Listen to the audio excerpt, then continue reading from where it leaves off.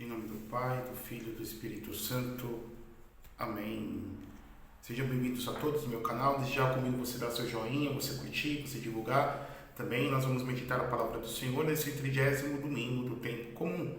O Senhor esteja convosco, Ele está no meio de nós. Proclamação do Santo Evangelho de nosso Senhor Jesus Cristo, segundo São Marcos. Glória a vós, Senhor. Está no capítulo 12, no versículo de 28 a 34. Um dos escribas que tinha ouvido a discussão percebeu que Jesus dera uma boa resposta.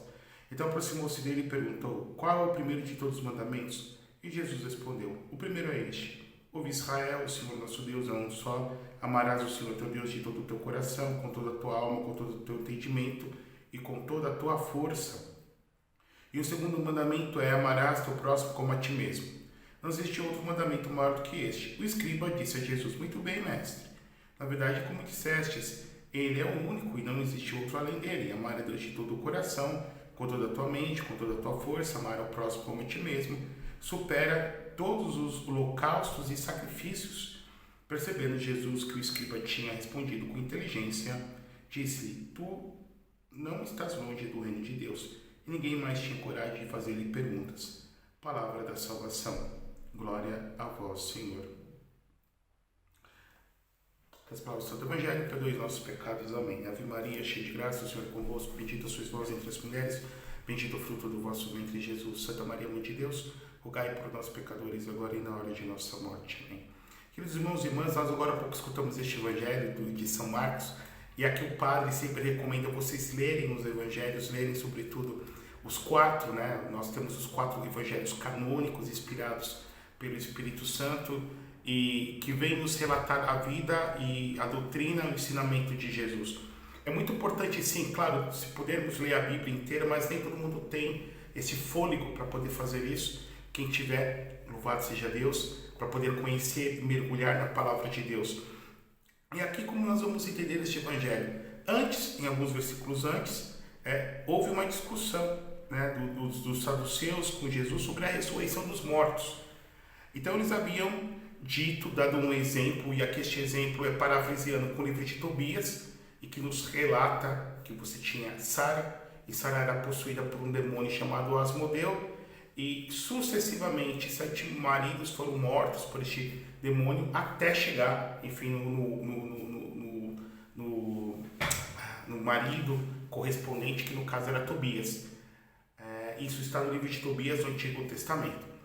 E aí quando os saduceus foram perguntar para Jesus, porque eles não criam na ressurreição dos mortos, de quem essa mulher na ressurreição vai ser esposa. Então se ela teve 7 maridos na ressurreição, de quem vai ser esposa? Olha aqui, nós podemos ver armadilhas que eles querem amar com Jesus, para Jesus, porque eles não acreditavam na ressurreição. E aí quando Jesus fala para eles, né, na ressurreição não vai existir nem homem nem mulher, pois serão como anjos de Deus. E Deus é o Deus dos vivos, não dos mortos. Então ele fala: Deus de Abraão, de Isaac e Jacó, porque todos estão vivos para Deus. Quando a gente morre, evidentemente ninguém quer morrer, mas nós vamos passar por essa transição.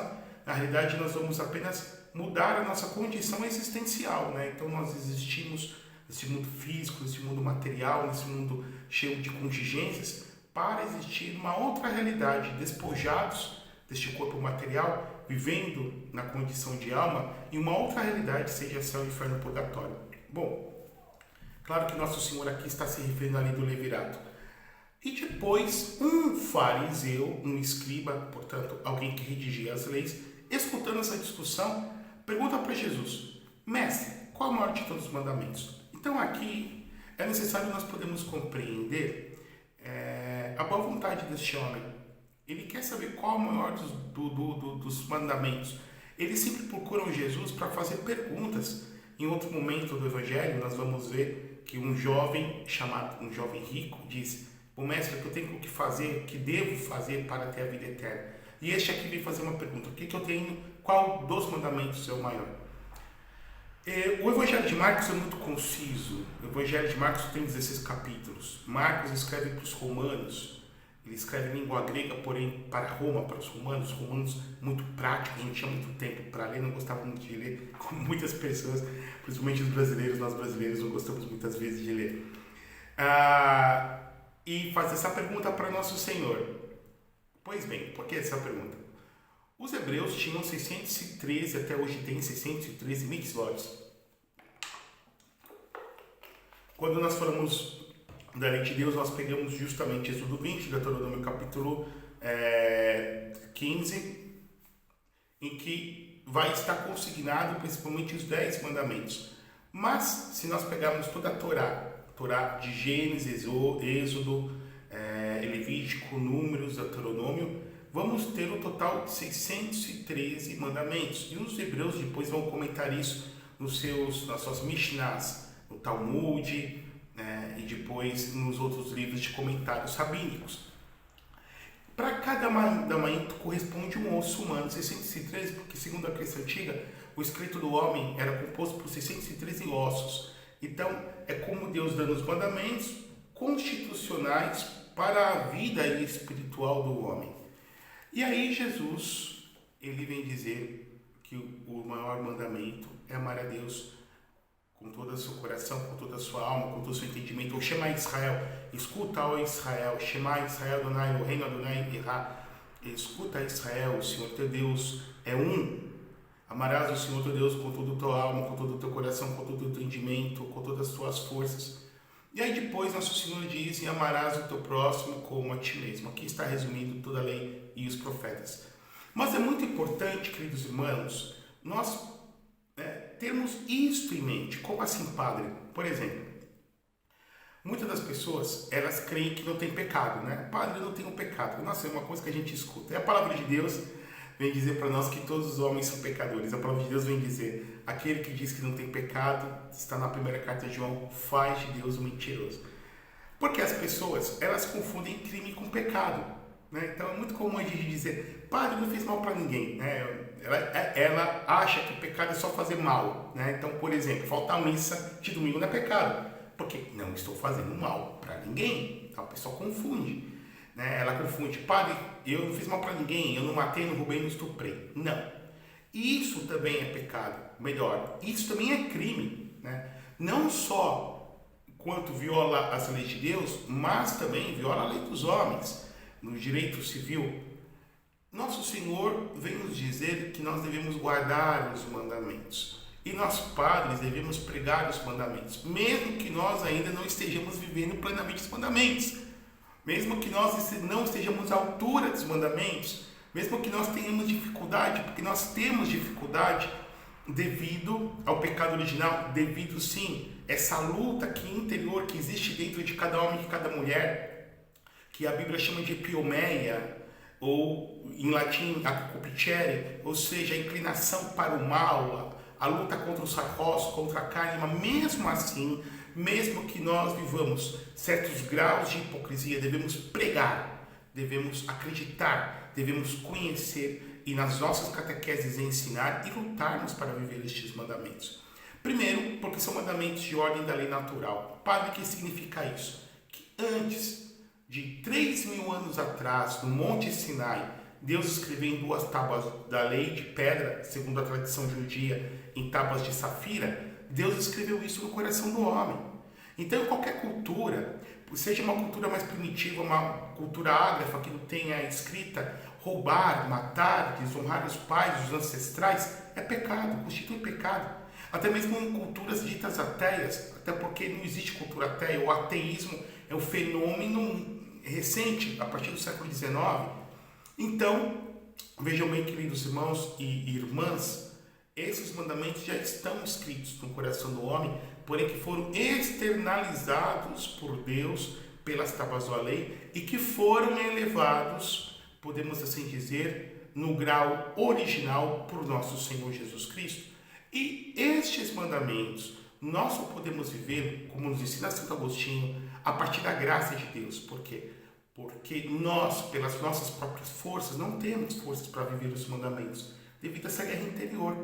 Nós temos 3 grandes inimigos para a nossa salvação, né? A carne, o demônio e o mundo. A carne, que é o inimigo interior, o que São Paulo chama de homem velho, homem novo, né? Se degladiando, peleando, lutando entre si para ver quem vence. O demônio, que esse espírito maligno, esse anjo decaído que vem nos sugerir sempre pecar, e o mundo, aqui no sentido de cosmos, enquanto sociedade humana que vive uma lei de acordo com a lógica do pecado. Né? Então, é justamente esse sentido. Nós temos a carne, o demônio e o mundo como os inimigos da nossa salvação. E somos, como cristãos, chamados a viver esta guerra interna, essa guerra interior, o que os santos chamam de pax, né? Pax in bellum, a paz na guerra interior, na guerra para a nossa salvação, na guerra pela nossa santificação. Só que é muito interessante entendermos que antes de nós resumirmos algo, devemos ter bem claro todo o texto nas suas contingências, o texto na sua exterioridade, o texto integral. Por exemplo, se eu vou resumir um texto, estou aqui com um texto que tenho que fazer para a minha tesina, então, como que eu vou resumir? Primeiro eu tenho que ler ele inteiro, né? Eu leio inteiro, tenho o meu entendimento e depois eu vou consignar, vou resumir, vou pegar as ideias capitais, as ideias nevrálgicas, as ideias nodais para poder consigná-lo no papel. É assim. Então, muitas das vezes a gente encontra as pessoas dizendo, quais mandamentos? A gente pergunta. E a pessoa diz, amar a Deus e amar o próximo. Não, eu preciso saber dos 10. Sabendo dos 10, então eu vou poder viver e ter a ideia exata dos 2. Aqui entra a questão da moral, do modus vivendi, ou seja, a forma que eu devo viver, de cumprir as mitzvot, aqui no sentido do mandamento da lei de Deus. E mandamento do latim, a manus dada, a mão que Deus estende para mim enquanto homem, para que eu possa viver de uma forma adequada. E essa forma adequada, auxiliada pela graça de Deus, para que eu possa viver esta metanoia. Metanoia do grego significa essa mudança de mentalidade, do hebraico essa tetuvá, essa mudança completa, essa conversão radical que brota do meu interior para o meu exterior. Os 10 mandamentos, 3 se referem justamente, e o padre vai falar aqui da forma catequética, a parte de Santo Agostinho, 3 referem ao culto de Deus. O homem é criatura de Deus, o homem como criatura e como filho deve prestar culto ao seu Criador. Amar a Deus sobre todas as coisas, não colocar o nome de Deus em vão, guardar domingos em festas. Então, Jesus vai resumir, amar a Deus com todo o teu coração, com toda a tua alma, com todo o teu entendimento. O que significa amar? Amar significa gostar das mesmas coisas, odiar as mesmas coisas. Amar significa buscar a vontade do amado. Amar significa viver essa configuração com aquele que é o nosso amado e fazer sua vontade. E qual é a vontade de Deus? Que sejamos salvos e que salvemos as pessoas. Por que o homem está no mundo? Por que nós existimos? Como nos diz Santo Inácio de Loyola, o homem está no mundo para amar, conhecer, amar e servir a Deus. Então, para que eu possa servir, é necessário que eu ame. Para que eu ame, é necessário eu conhecer. E depois, viver, gozar da glória de Deus na visão beatífica, depois da nossa morte. Então, o primeiro mandamento, amar a Deus, guardar seu santo nome, não pôr o seu santo nome em vão, guardar domingos e festas, prestar o culto público a Deus, ir à Santa Missa, porque Jesus nos deixou a Eucaristia, então, amor com amor se paga.